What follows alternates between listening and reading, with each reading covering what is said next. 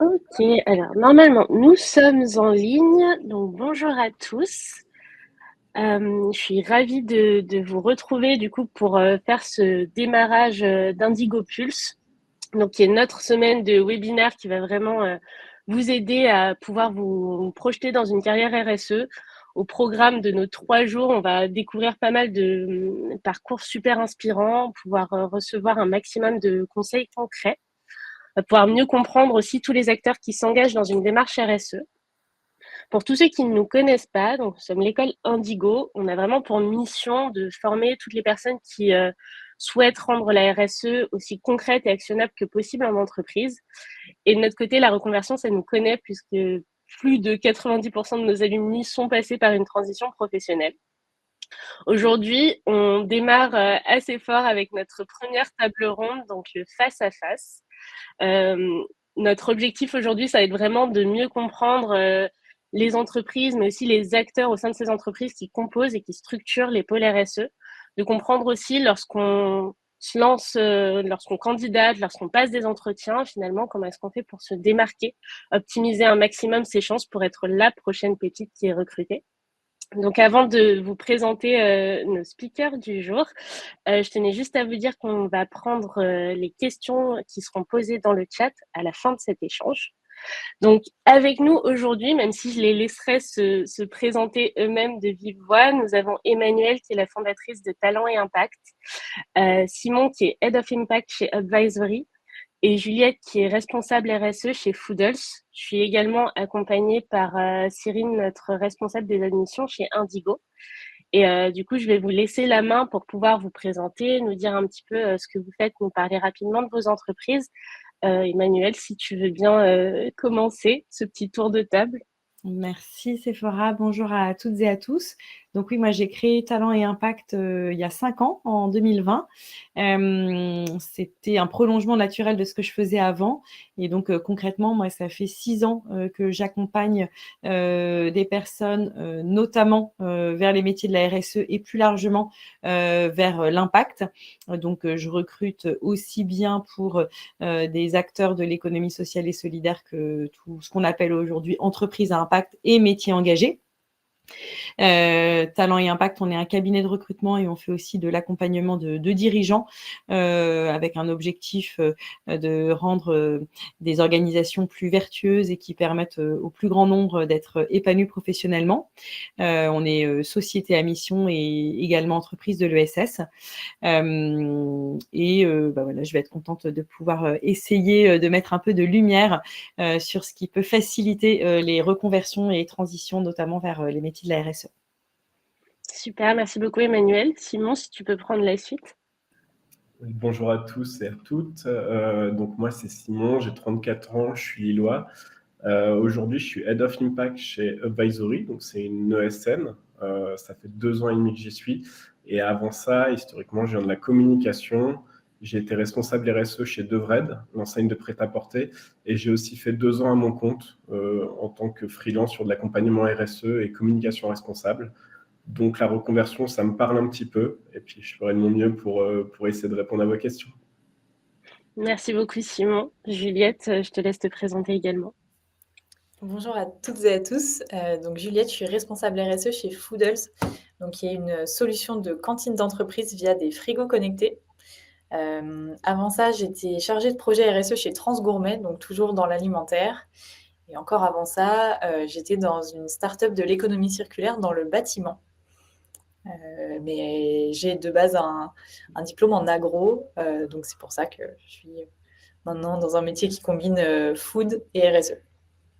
Super, merci beaucoup. Cyrine, si tu veux nous dire un petit mot aussi. Ouais, avec plaisir. Bonjour à tous, moi je suis Cyrine, donc ça fait depuis 2 ans et demi que je suis chez Indigo. En gros, moi mon rôle c'est d'accompagner les personnes qui ont des questions, qui ont pour projet en tout cas de se reconvertir et envisagent la formation. Et donc je suis vraiment le point de contact à ce stade-là jusqu'au lancement de leur formation.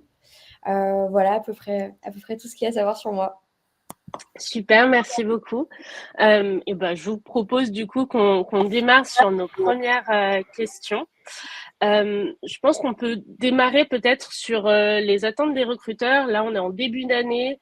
On a pas mal d'articles, pas mal de choses qui sortent sur finalement les grosses compétences à avoir en 2025, etc. Je pense que ça peut être pas mal du coup de se demander finalement quelles sont les attentes des entreprises quand elles recherchent un profil RSE aujourd'hui. Emmanuel, est-ce que tu pourrais nous dire 2 mots là-dessus? Oui, avec plaisir.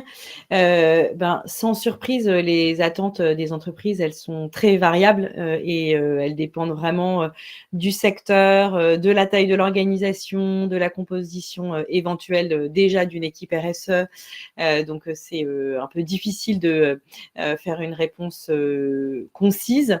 Je dirais que va se poser la question de l'expérience. Ça, je pense que c'est quelque chose que vous allez souvent entendre parler. Est-ce que vous avez déjà de l'expérience? Bien évidemment, quand on n'a pas d'expérience, on ne peut pas l'inventer. Et donc après, toute la question, c'est qu'est-ce qu'on a d'autre à apporter qu'une expérience concrète sur des sujets RSE? Mais donc, les entreprises, elles vont être sensibles à l'expérience et puis elles vont être sensibles aussi du background des personnes, aussi bien en termes de diplôme que d'expérience professionnelle. Et ensuite, on va s'intéresser à tout ce qui concerne les soft skills qui sont vraiment hyper importantes aujourd'hui. Je tenterais même de dire qu'elles sont parfois plus importantes que les compétences dures, parce que finalement, des compétences dures, ça s'apprend tout au long de la vie, alors que des soft skills, bien souvent, c'est quelque chose de plus inné. Donc, voilà, je pense que c'est à ces endroits-là que regardent aujourd'hui les entreprises. D'accord, merci. Et sur les soft skills, du coup, si on essaye de pousser un petit peu, peut-être toi, Simon, quels soft skills tu as l'impression qu'ils ressortent un petit peu plus, qui commencent à être pas mal recherchés par les entreprises? Je suis obligé de faire aussi un peu une réponse de Normand comme Emmanuel. Ça va beaucoup dépendre du secteur et de la typologie, je dirais, de la maturité RSE des entreprises. Aujourd'hui, on peut distinguer plusieurs types d'acteurs. Ceux qui vont faire de la RSE contrainte, qui vont être dans la compliance. Et là, on va aller chercher du hard skills, SRD et des soft skills en matière de transpo, surtout sur des sujets sectoriels aussi, sur une maturité par rapport au secteur de l'entreprise. À côté de ça, d'autres entreprises qui peuvent être soit engagées, soit sur la voie de l'engagement. On va retrouver un peu de PME, de TPE, etc., où on va demander beaucoup plus de flexibilité. Je pense que le mot-clé, c'est la résilience. L'année, ça s'annonce un peu compliqué, il ne faut cacher rien. Et là, on va attendre peut-être un peu de multitasking. On va attendre que les responsables RSE soient vraiment transverses, qu'ils soient capables de réinventer leur métier, de revoir les stratégies, d'être plus réactifs. Donc, en termes de soft skills, on a beaucoup un aspect managérial. Et je pense qu'aujourd'hui, c'est ce que les entreprises vont plus ou moins attendre en fonction, encore une fois, des typologies. Donc, soit une expertise et un niveau de maturité digitale, maturité RSE très pointue sur un secteur, soit à l'inverse, des personnes qui sont vraiment pluridisciplinaires et qui sont capables de travailler avec tous les départements et de se réinventer au quotidien. D'accord, ok. Du coup, l'idée, c'est donc notamment quand on est par exemple en transition professionnelle, c'est aussi de pouvoir jouer sur le fait de connaître le secteur potentiellement, de jouer finalement sur ses expériences passées et de voir comment est-ce qu'on peut les mettre en avant pour se faire une place en tant que responsable RSE.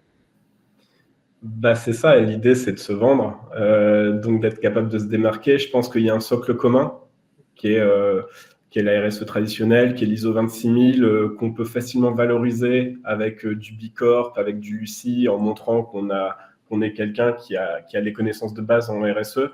Et à côté de ça, il faut se démarquer avec une expertise, avec un sujet de prédilection, avec potentiellement la maîtrise d'un secteur. Je pense que Juliette pourra en dire beaucoup plus que moi.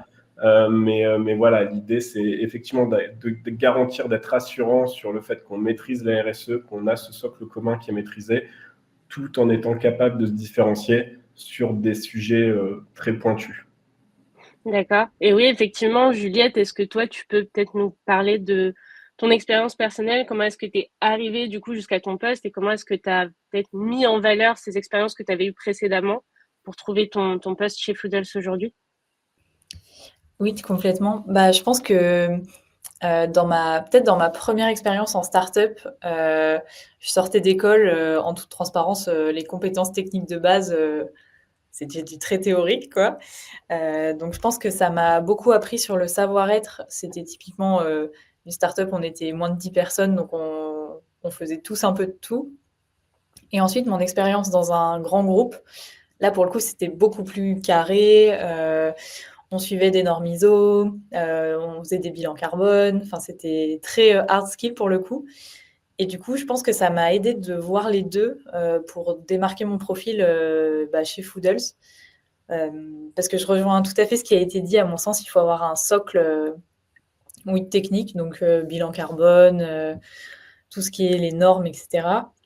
Mais je trouve que les soft skills sont particulièrement recherchés dans nos métiers. Parce que quand je regarde par exemple mon quotidien, je suis en lien à la fois avec nos dirigeants sur des aspects stratégie purement définition de roadmap, etc. Et à la fois, je peux être en lien avec des commerciaux, des opérationnels, du personnel cuisinant, enfin qui vraiment ont des niveaux de sensibilité hyper différents à la RSE. Donc je trouve que ce côté hyper adaptable est indispensable dans nos métiers et je pense que c'est quelque chose à mettre en avant pendant les entretiens en tout cas. Ok, complètement. Et peut-être du coup, si on prend ce scénario de, encore une fois, je suis en transition professionnelle, j'ai fait une formation qui peut être de la formation pro, qui peut être un master un peu plus long. Finalement, ce socle commun technique, si vous voyez un profil, par exemple, qui sort d'une formation plutôt courte, est-ce que vous voyez ça comme un frein, justement, sur cette partie socle commun technique, avant qu'on passe plus sur le côté soft skills? Peut-être toi, Juliette, si tu continues, si tu recherches un profil, est-ce que pour toi, c'est un point qui est vraiment bloquant? Non, je pense pas du tout, parce que si on prend l'exemple du bilan carbone, finalement, c'est de la gestion de projet, c'est aller chercher des données, les collecter, les coordonner. Donc, c'est pas, enfin, c'est quelque chose qui s'apprend très facilement. Et je pense qu'on a la chance que la RSE soit un domaine tellement large qu'entre les enjeux sociaux, de diversité, handicap, les déchets, carbone, biodiversité, enfin, il y en a vraiment pour tous les goûts niveau socle technique. Et on sait qu'on n'est pas techniquement au point sur tous ces sujets-là. Ok, super, merci. Et sur la partie peut-être soft skills, du coup, dont on a pas mal parlé, Emmanuel, est-ce que tu aurais peut-être des petits conseils justement pour toutes les personnes qui nous écoutent et qui se disent, OK, ce que je dois essayer de mettre un maximum en avant, ce sont les soft skills. Mais du coup, déjà, peut-être comment est-ce que je reconnais les soft skills que je peux avoir et puis ensuite, comment est-ce que je peux les mettre en avant dans mon parcours? Oui, bah, je pense que pour reconnaître ces soft skills, bien souvent, c'est précieux de demander aux autres, en fait, ce qu'ils voient en nous, parce qu'on est rarement les mieux placés pour se regarder. Typiquement, je sais pas, d'écrire à ses anciens boss, ses anciens collègues, peut-être des personnes avec qui on travaille, soit on est bénévole dans une asso, soit d'anciens étudiants, pour leur demander tout simplement ce qui les a marqués. C'est quoi s'ils devaient donner 3, 4 talents ou qualités, ce serait quoi? Et probablement que vous serez étonné potentiellement de ce que vous allez découvrir, où il y a peut-être des choses auxquelles vous n'auriez pas pensé. Donc ça, c'est une première chose. Et ensuite, les soft skills, bien souvent, on peut en prendre conscience, notamment quand on est en travail collectif. Donc, peut-être aussi de regarder là les dernières expériences que vous avez eues pour analyser quel a été votre rôle, en fait, votre posture, et pouvoir tout simplement mettre en avant toutes les soft skills que vous avez déjà développées, notamment en matière de travail collectif. Donc, si vous avez été sur des ateliers de type co-développement, vous avez déjà probablement développé des choses en lien avec de l'animation. Voilà. Et ensuite, pour les mettre en avant, sur un CV, il y a plusieurs manières. Il y a soit en effet dans les soft skills, tout simplement de les nommer. Alors quand on nomme, faut savoir qu'en moyenne, un recruteur passe moins de 30 secondes sur un CV. Donc peu probable que le recruteur aille voir dans les détails les soft skills. Ensuite, c'est comment vous allez présenter vos expériences, parce que dans la manière de présenter les expériences, il y a à la fois les missions que vous allez choisir de mettre en avant. Et puis, je trouve que c'est souvent intéressant de pouvoir faire apparaître les principales réalisations pour que ce soit assez concret. Et là encore, en fait, c'est dans la manière de choisir les réalisations que vous mettez en avant. Si c'est quelque chose de très technique, un peu probable que ça mette en avant une soft skills. En revanche, si ça a été un projet de transfo, là, typiquement, ça met déjà en avant certaines soft skills. Ok, ça marche. Et du coup, peut-être, toi, Simon, comment est-ce que tu as pu justement te démarquer un petit peu? Comment est-ce que tu t'es présenté justement? Sur quoi tu as mis l'accent finalement quand tu as passé tes entretiens pour trouver ton poste aujourd'hui? J'en ai passé pas mal en plus avec ce syndrome de l'imposteur parce que je viens pas de la RSE. Et je pense que toute la difficulté pour moi, tout l'enjeu, c'était de démontrer ma capacité à avoir un esprit cartésien, avoir une rigueur scientifique pour être capable d'aller pointer du doigt l'impact, être capable d'arbitrer les projets et avoir assez de confiance en moi pour dire ok, je sais monter une stratégie parce que je connais l'ISO 26000, parce que je peux faire de la roadmap, etc. Tout en démontrant que j'avais la capacité à embarquer le collectif pour aller atteindre les objectifs. Donc, c'était ce savant mélange de « Ok, j'ai une confiance en moi et je maîtrise la RSE et je sais établir une feuille de route. » Et en même temps, je vais vous démontrer que grâce aux soft skills que j'ai, alors moi, c'était mon passé de communicant, par exemple, tout ce que j'avais pu approcher en termes de management, de relations humaines, et du coup, je rejoins Emmanuel, vraiment de posture, être capable de démontrer que la RSE, c'est un projet collectif, qu'on ne peut pas y aller seul, et que j'ai cette capacité à aller échanger avec les autres pôles pour les acculturer et construire un projet intelligent tous ensemble. Donc, c'est un sacré numéro d'équilibriste. Mais je reviens à ce que j'ai dit au début, à la fois être dans la réassurance et montrer que, alors pour ma part, et je ne vais pas prêcher pour Bicorp parce qu'il y a plein d'autres choses qui existent, mais moi j'avais cette étiquette de B-Leader qui pouvait rassurer sur le CV, parce qu'effectivement, quand on lit un CV en diagonale en 30 secondes, on va chercher les logos. Et Bicorp, c'est quelque chose qui est sexy, qui est reconnu aujourd'hui. Et en même temps, après, charge à moi, une fois avoir rassuré la personne, mon interlocuteur, de lui démontrer que j'étais extrêmement motivé, que j'avais les qualités humaines pour pouvoir m'impliquer dans l'entreprise, avec beaucoup d'humilité. D'accord. Et sur la partie, vous voyez tous ce moment début d'entretien, la fameuse question, est-ce que vous pouvez vous présenter? Toi, notamment, Simon, qui justement n'était pas dans le secteur de la RSE auparavant, comment est-ce que tu as amené justement cette décision d'aller vers ce poste? Comment est-ce que tu l'as expliqué? Moi, il faut savoir que je viens un peu de la pub. Et en fait, je me dis que j'ai littéralement 5 secondes, c'est un peu le temps d'attention qu'on a sur les réseaux sociaux, 3,2 secondes, pour marquer les esprits. Du coup, je suis obligé d'être percutant parce que j'ai pas forcément un CV ultra rempli. Et donc, j'y vais de mon anecdote, j'y vais d'essayer presque de choquer en expliquant que pour moi, la RSE, c'est quelque chose de fondamental, qu'une de mes principales qualités, c'était d'être un poil à gratter dans mes anciennes entreprises.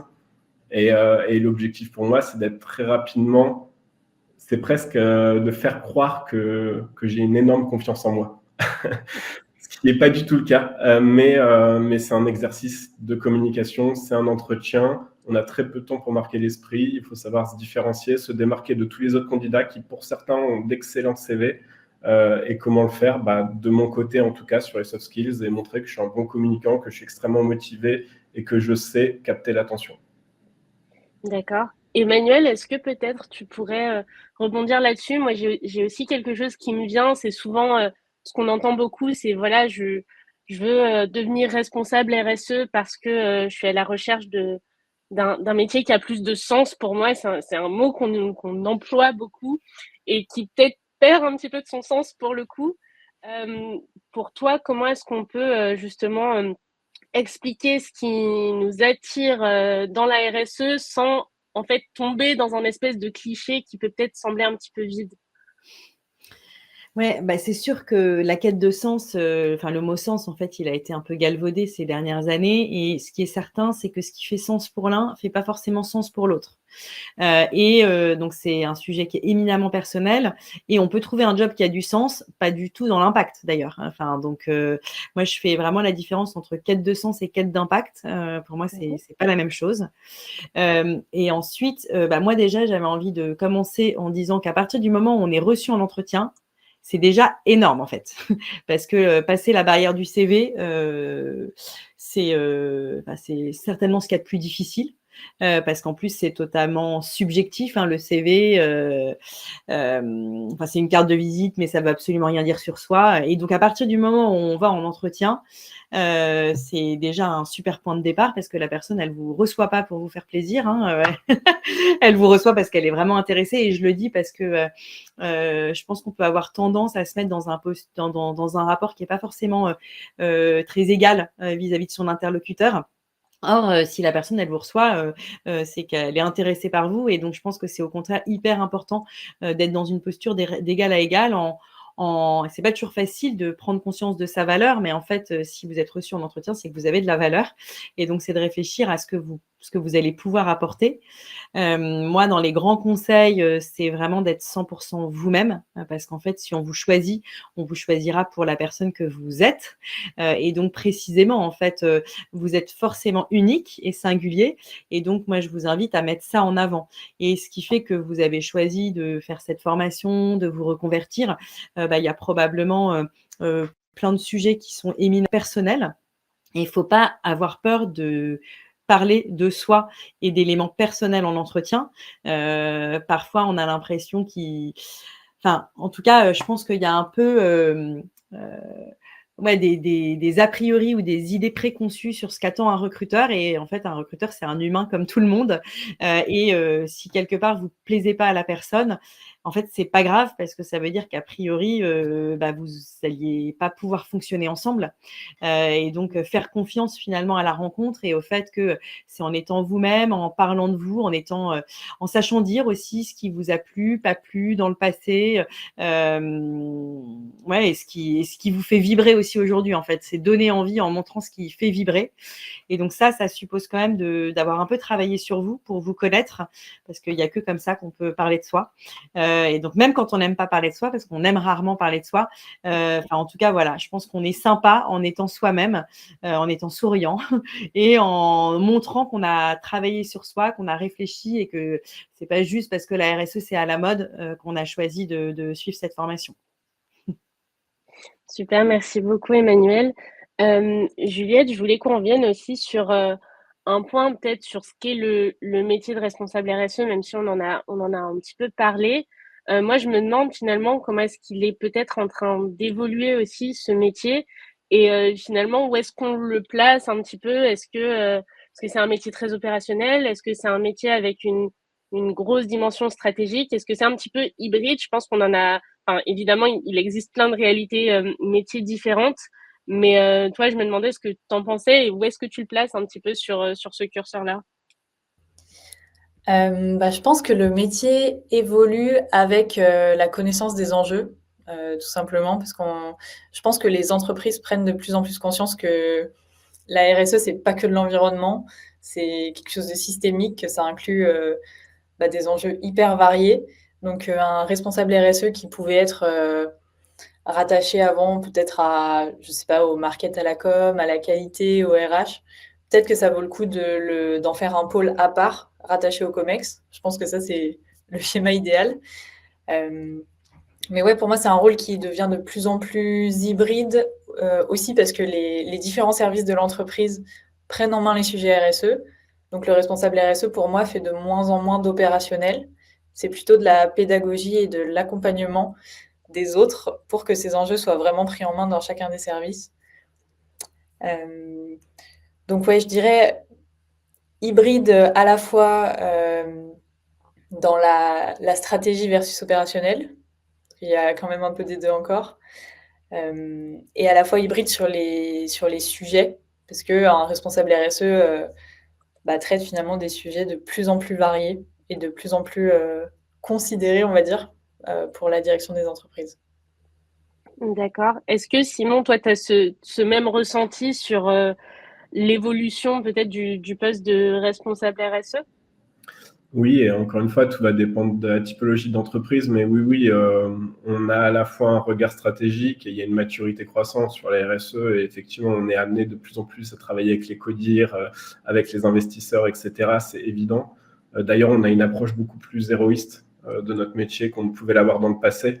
Et quand on parlait de se différencier en entretien, moi, je sais que je parlais plus de ROI que d'impact, en me disant que tout le monde allait parler de quête de sens, que c'était acquis. C'est pas pour autant que j'en parlais pas à titre personnel, mais je mettais plus l'accent sur l'impact.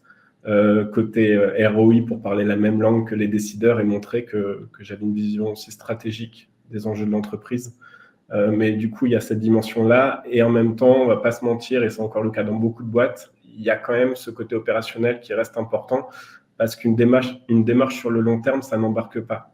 De dire qu'on va devenir Bicorp à l'horizon 5 ans, qu'on va avoir un super rapport extra-financier, CSRD, etc., ça ne met pas de l'eau au moulin dans le quotidien, dans la démarche. Donc, il y a besoin de ces quick wins, il y a besoin de ces actions.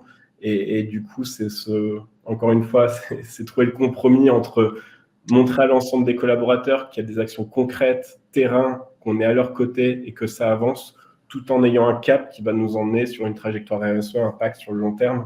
Donc, de plus en plus de stratégies, de plus en plus d'ROI, mais toujours la conscience qu'il faut être sur le terrain, aux côtés des collaborateurs, avec de l'opérationnel. D'accord. Donc c'est beaucoup de choses qui se développent en ce moment, beaucoup de nouveaux sujets finalement qui entrent en jeu, comme la CSRD.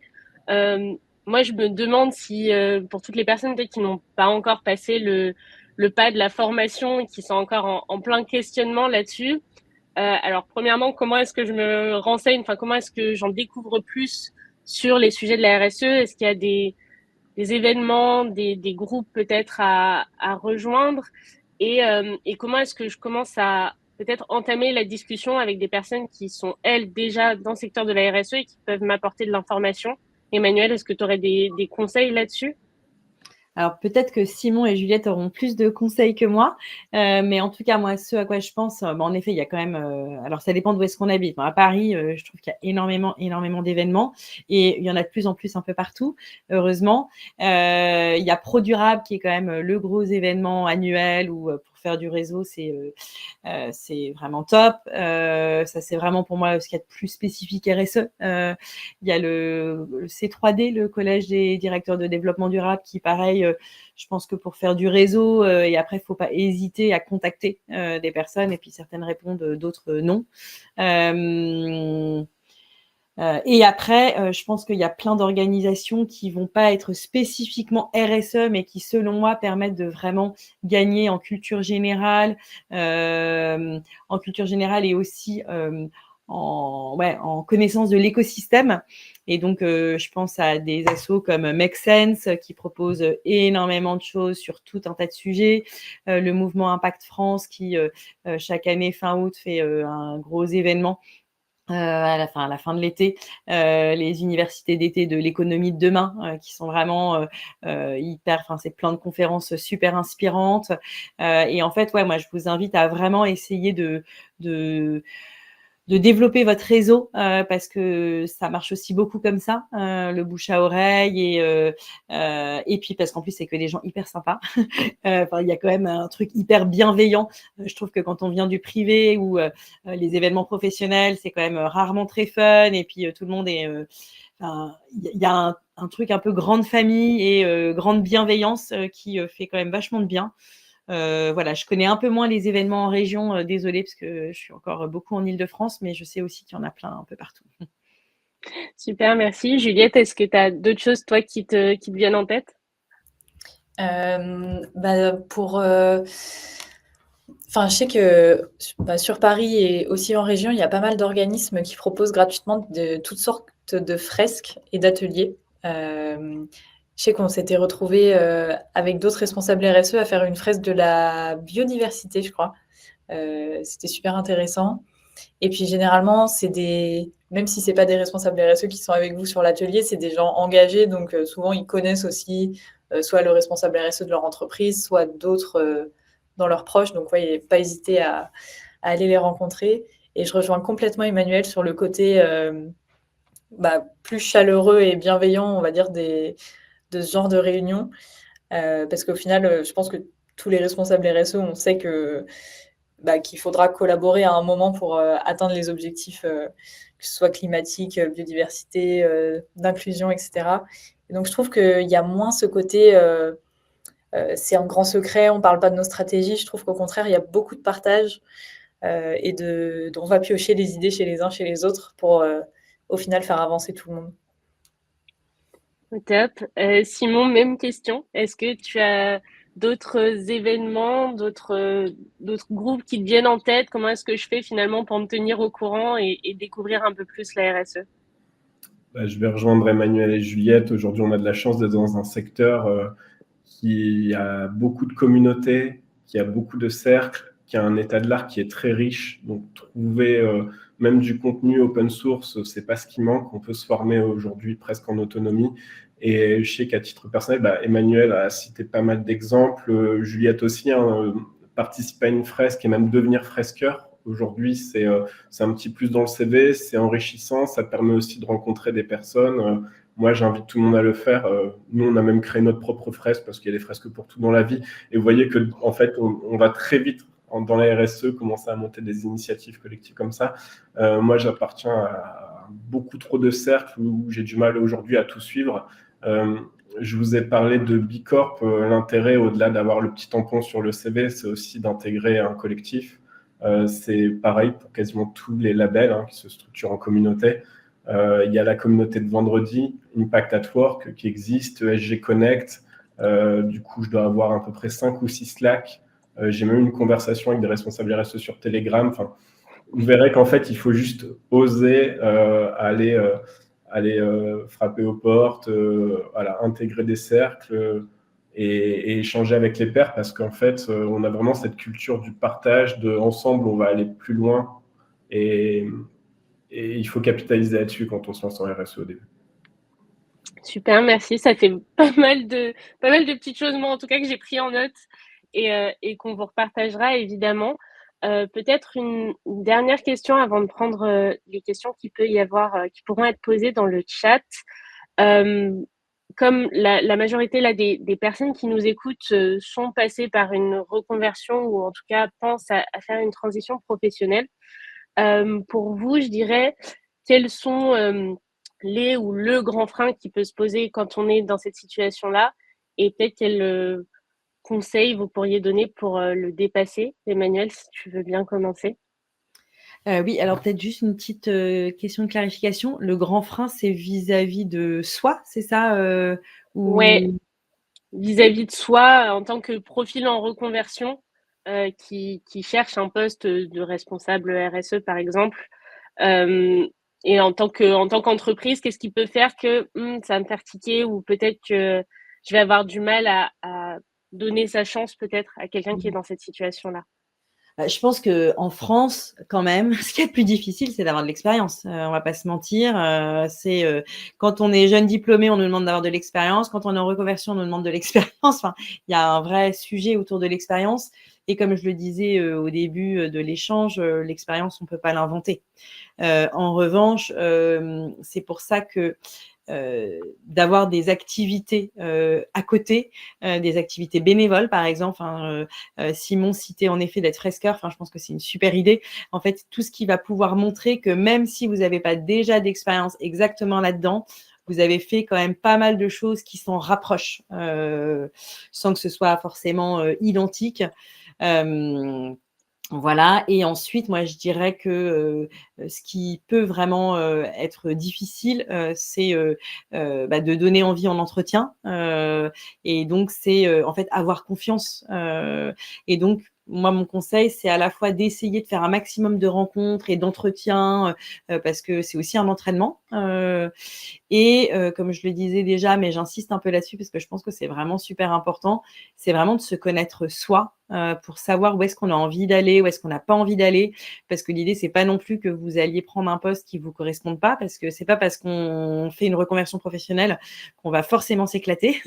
Et donc, je pense que pour trouver un job dans lequel on s'épanouit, vraiment la connaissance de soi, c'est clé, de savoir de quoi est-ce qu'on a besoin pour se sentir bien, quel type de management, quel type d'organisation.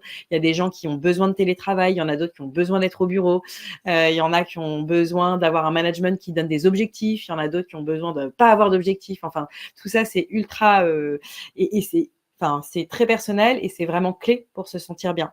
Donc, c'est un peu une réponse un peu longue, mais parce que je pense vraiment que de démarrer sa recherche de job en ayant bien bossé sur soi, ça aide énormément et à prendre confiance et à savoir se vendre, quoi. Super, merci beaucoup. Juliette, même question. Je rejoins ce que dit Emmanuel sur l'expérience en RSE en tant que telle. Et je serais assez d'avis de mettre en avant tout ce qui peut toucher à de la gestion de projet que vous avez pu faire, à de la coordination. Parce qu'au final, un des gros enjeux de notre métier, c'est de mettre des gens autour d'une table qui n'ont pas forcément les mêmes objectifs et de les faire coopérer dans un but commun de meilleur impact de l'entreprise. Donc ça peut être, je sais pas, même une organisation d'un week-end quand vous étiez à l'école avec un BDE, une asso. Ça peut être du non alimentaire avec des assos de secours populaire, etc. Je pense que toute activité de coordination, sensibilisation, gestion de projet, pour moi, c'est de l'expérience dans ce genre de métier. D'accord, super. Coordination, gestion de projet, ça marche. Simon, même question également. Sur les 2 freins, je pense qu'ils ont été évoqués. Évidemment, l'expérience, toujours l'expérience, et je dirais la confiance en soi, ce syndrome de l'imposteur qui va souvent de pair. De mon côté, et je me déteste pour dire ces mots, mais fake it until you make it.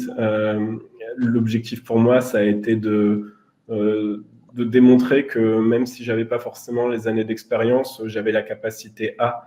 Donc les fresques, ça en fait partie. Des formations, moi je m'étais formé sur numérique responsable, etc. pour éco-sociaux, concevoir mon site. Parce que j'étais intéressé par le secteur du numérique. Je pense que j'aurais fait autre chose si je devais travailler dans l'agroalimentaire. Ma porte d'entrée, et c'était le plus difficile de trouver les portes d'entrée, ça a été Bicorp. Et encore une fois, il y a plein d'autres labels, mais gardez en tête que la plupart des entreprises sont dans une trajectoire labellisante, valorisante. Donc c'est important de pouvoir aussi montrer qu'on s'y connaît à ce niveau. Du coup, j'avais fait des diagnostics pour des amis ou pour des associations, pour avoir un peu de matière, pour être capable de démontrer que j'avais déjà accompagné des boîtes, même si dans la réalité, c'était un diagnostic que j'avais fait sur quelques jours. Voilà, c'était l'idée d'avoir un sac à dos assez rempli pour pouvoir passer cette première barrière du CV, gagner un petit peu de confiance en moi, un peu de légitimité pour ensuite dérouler l'argumentaire. Donc, ouais, pas simple, mais aujourd'hui, encore une fois, on a de la chance d'avoir beaucoup de contenu disponible, de formations disponibles, et à un moment donné, il faut se démarquer, donc être dans les cas concrets et enrichir son CV, quoi. D'accord, ouais, être dans ce qui est concret, ça marche. Merci à tous les 3. Je vais voir est-ce que dans notre chat, est-ce que certains de nos participants ont des questions? Alors, je vois qu'on a Pierre qui nous demande je cherche un poste de responsable RSE. Où est-ce que vous me conseillez de rechercher? Alors, j'imagine que je ne sais pas si c'est en termes de sites sur lesquels postuler. J'imagine que c'est ça. Peut-être, en tout cas, je pense que LinkedIn, c'est aujourd'hui l'outil incontournable pour chercher un job et en général, toutes les offres passent dessus. Il y a Jobs That Make Sense, mais je suis pas certaine que sur des postes de responsable RSE, il y ait grand-chose.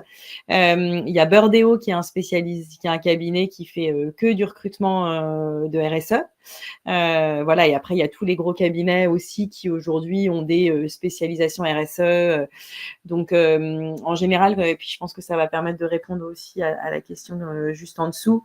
En fait, quand on cherche un job, c'est difficile de chercher du boulot. Parfois, c'est même un job à temps plein. C'est chronophage. Et donc, c'est hyper important d'être en action un peu tout le temps, d'essayer de faire un maximum de rencontres, d'utiliser tous les moyens à sa disposition parce qu'en fait, on ne sait jamais ce qui va marcher. Il y a quand même un facteur chance dans le fait de chercher un job. Et quand on a du mal à passer justement le stade du CV envoyé, en fait, de se déplacer, d'aller sur des forums professionnels, en effet, de faire du bénévolat. Quand on fait du bénévolat, on ne sait pas quels sont les autres bénévoles qui vont être à côté de soi, mais on peut aussi faire de belles rencontres comme ça. Et puis, si on est à l'aise avec le fait d'avoir du culot, c'est aussi d'aller taper directement aux portes. Alors, peut-être pas d'aller au siège des entreprises, mais à nouveau d'utiliser LinkedIn et d'écrire directement aux personnes qui nous intéressent. Il ne faut pas hésiter à écrire à un DG qui, par exemple, n'a pas encore de fonction RSE ou à un directeur RSE pour demander s'il ne cherche pas quelqu'un, parce que ça peut aussi marcher comme ça. Les entreprises, les recruteurs, ils sont toujours hyper contents de pouvoir recruter sans forcément passer par un intermédiaire. Donc, de passer directement par un DG ou un directeur de BU, ça peut aussi vraiment marcher. Super, merci beaucoup. Effectivement, je pense que ça répond aux 2 premières questions. On a la question d'Isabelle qui demande: comment voyez-vous l'évolution du poste de responsable RSE suite aux récentes remises en question politiques, révision de la CSRD, remise en cause de l'ADEME? Simon ou Juliette, est-ce que vous avez des éléments? Je peux commencer si tu veux, Simon. Moi, je pense pas que le poste va énormément bouger parce que, notamment sur la CSRD, la plupart des entreprises concernées, au moins à partir du reporting en 2026, ont déjà engrangé la démarche et ont bien compris l'intérêt derrière, que c'est pas seulement une contrainte réglementaire, mais bien un moyen de structurer ces reportings, structurer l'impact. Et après, c'était sur l'ADEME, je crois. Oui. Pareil, en fait, je pense que si les dirigeants de l'entreprise ont compris l'intérêt de la RSE et que finalement, en tout cas dans le secteur agri-agro, ça en dépend la survie de l'entreprise et sa capacité à être résiliente. Donc pour moi, je ne vois pas à moyen terme d'évolution du poste. Après, dans un grand groupe, peut-être dans d'autres secteurs, j'ai moins la vision. Peut-être que Simon, tu auras un autre avis. Non, je te rejoins et de toute façon, beaucoup de boîtes se sont lancées sans être assujetties à la CSRD. Moi, je connais plein de responsables RSE qui, comme moi, n'ont pas besoin de faire de la CSRD. Donc, l'impact, il sera peut-être... il y aura peut-être un certain impact dans des boîtes qui sont déjà dans la compliance, mais en même temps, elles ont déjà entamé des démarches et je pense qu'elles sont convaincues de l'intérêt. Faut aussi dire, pour pondérer, que la CSRD... on parle plus d'une simplification. En tout cas, les derniers messages se veulent rassurants sur le fait que l'Union européenne va continuer. Donc non, je suis pas spécialement inquiet. Aujourd'hui, il y a encore du recrutement dans la RSE pour des entreprises PME, TPE ou des entreprises engagées. C'est un élément différenciant. C'est pour ça que je vous parlais d'avoir plus de terrain, plus de flexibilité. Par exemple, aujourd'hui, je prêche pour ma paroisse, mais le numérique responsable, ça a le vent en poupe. Aujourd'hui, c'est un secteur qui fait beaucoup d'argent. Et donc, finalement, il y a besoin de gens sur l'impact et la RSE pour remonter à la fois sur les appels à projets, pour faire de l'innovation dans l'entreprise, pour se différencier sur la marque employeur. Tout ça, c'est pas remis en question. Donc, certes, on est dans un climat politique, mais à tout mouvement, il y a un contre-mouvement. Donc, je ne suis pas non plus spécialement inquiet. Les entreprises ont cette maturité aujourd'hui. La RSE, on nous questionne de moins en moins sur l'intérêt de la RSE aujourd'hui. On se pose encore l'enjeu du ROI, mais l'intérêt, on a passé ce gap, en France en tout cas. Super, merci beaucoup. Alors, je crois que la question suivante, elle est peut-être plus pour toi, Simon, c'était sur Bicorp. Peut-on se labelliser Bicorp en individuel? Oui, alors surtout, il n'y a pas que Bicorp. C'est sympa, il y a plein d'autres trucs sympas. Moi, l'idée, ce que je vous avais dit, c'est d'avoir un logo. Et c'est qu'aujourd'hui, les labels, c'est une porte d'entrée pour beaucoup d'entreprises qui sont dans cette démarche-là. Donc, c'est trop bien de pouvoir garantir que vous êtes en phase avec cette vision de la labellisation. Mais il n'y a pas que Bicorp. Mais concrètement, sur le Bicorp, je vais mettre le lien parce que vous pouvez trouver toutes les infos sur le site internet. Moi, l'enjeu, ça a été de basculer, de devenir B-Leader pour avoir cette carte de visite et dire « Ok, je suis en capacité d'accompagner des entreprises qui veulent se labelliser ». C'est une formation qui est payante. Là, alors aujourd'hui, le programme, je suis désolé, c'est qu'il est un peu en stand-by le temps qu'ils se mettent à jour. Mais en tout cas, ça a été une excellente porte d'entrée pour moi. Il y en a plein d'autres. On peut être label on peut être accompagnateur sur Numérique Responsable, sur Lucie, sur énormément d'autres labels. Donc voilà, l'idée derrière, vous l'avez compris, c'était d'avoir ce tampon. Et Bicorp, je ne pourrais pas faire mieux que le site. Et si vous voulez être certifié à titre individuel, c'est possible en tant qu'auto-entrepreneur. Et pareil, vous avez de la chance, c'est que l'outil est accessible, open source. Donc, vous pouvez largement vous familiariser avec ou trouver des leaders qui, comme moi, seraient ravis de vous donner un coup de main, de répondre à vos questions. Super, merci.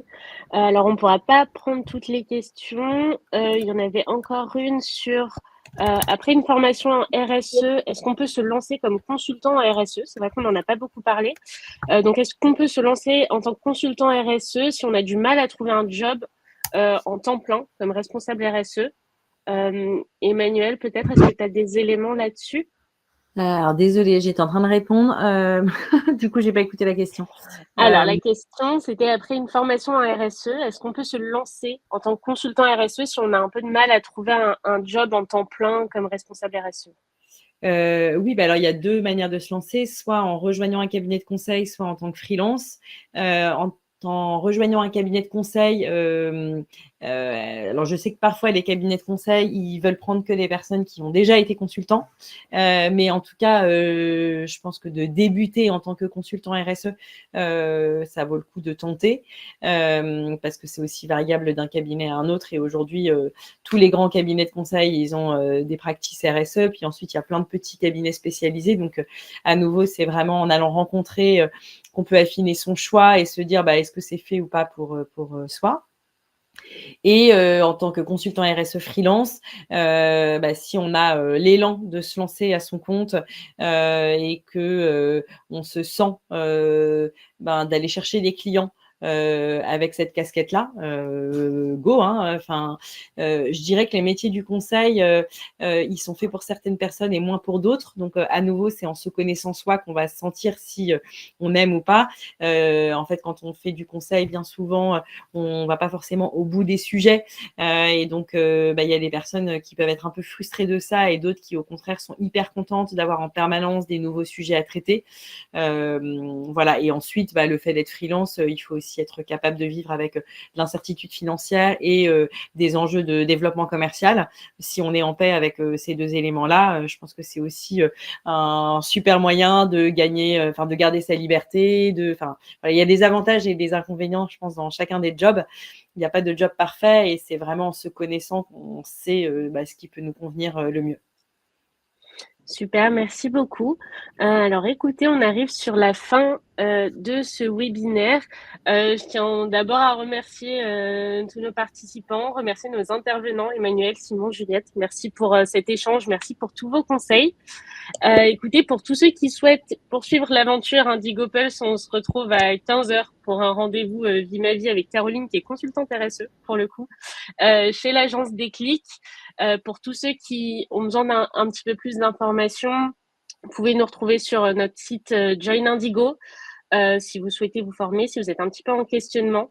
On a également Cyrine qui est présente avec nous aujourd'hui, qui va animer un webinaire porte ouverte le jeudi 6 février à 12h30 et avec laquelle vous pouvez prendre un rendez-vous si vous en avez besoin. Donc encore merci à tous. J'espère vous revoir tout à l'heure pour certains d'entre vous. Et écoutez, bon appétit. Merci beaucoup. Merci à tous. Merci. Au revoir. Au revoir. Merci, au revoir.